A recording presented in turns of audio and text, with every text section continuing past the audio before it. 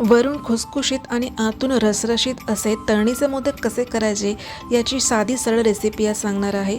अगदी नवशिके देखील करू शकतील अशी ही रेसिपी आहे। सर्वात आधी इथे मी 2 वाटी नारळाचा चव हा थोडासा परतून घेणार आहे।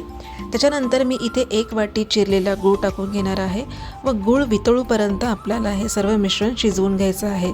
आता इथे मी 1 चमचा साजूक तूप देखील घातलेलं आहे। मिश्रण आटत आले की यामध्ये आता आवडीप्रमाणे काजू बदामाचे तुकडे, 2 चमचे भाजलेली खसखस, वेलची आणि जायफळाची पूड टाकून आपल्याला मिश्रण हे व्यवस्थित असं गार करून घ्यायचं आहे। मोदकाचं सारण गार होईपर्यंत आपल्याला मोदकाची पारी कशी करायची हे आपण पटकन बघूया। इथे एका मिक्सिंग बाउलमध्ये मी 2 वाटी गव्हाचं चाळलेलं पीठ घेतलेलं आहे। त्यामध्ये 1 वाटी बारीक रवा घेतलेला आहे।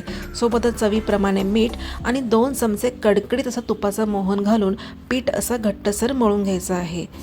सैलसर पीठ आपल्याला इथे भिजवायचं नाही आहे। मोदकाची पारी करण्यासाठी जर पीठ सैलसर मळलं गेलं तर त्याच्या ज्या कळ्या आहेत त्या व्यवस्थित पडत नाहीत। त्याच्यामुळे आपल्याला बऱ्यापैकी घट्ट असं पीठ हे मळून घ्यायचं आहे।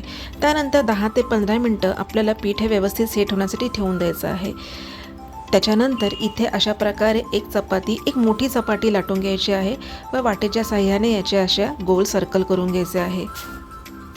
2 बोटा आणि अंगठ्याच्या मदतीने आपल्याला अशा प्रकारे सर्व कळ्या पाडून घ्यायच्या आहे व भरपूर असं सारण टाकून आपल्याला मोदक हा तयार करून घ्यायचा आहे। बऱ्याच वेळेस आपण एखादा पदार्थ तळताना आवरणावरती बुडबुडे येतात, तर ते न येण्यासाठी व पदार्थ हा प्लेन दिसण्यासाठी एक खास ट्रिक मी इथे सांगितलेली आहे। जर तुम्हाला ती ट्रिक बघायची असेल तर तुम्ही माझा जो व्हिडिओ आहे तो शेवटपर्यंत बघा। डिटेल व्हिडिओ मी लिंकमध्ये दिलेला आहे, त्याच्यामुळे तुम्ही चॅनलवरती नक्की जाऊन व्हिजिट करा।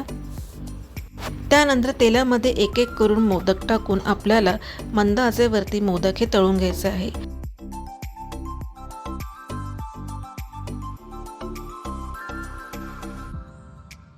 आपले खुसखुशीत आणि आतून रसरशीत असलेले तळणीचे मोदक हे तयार आहेत।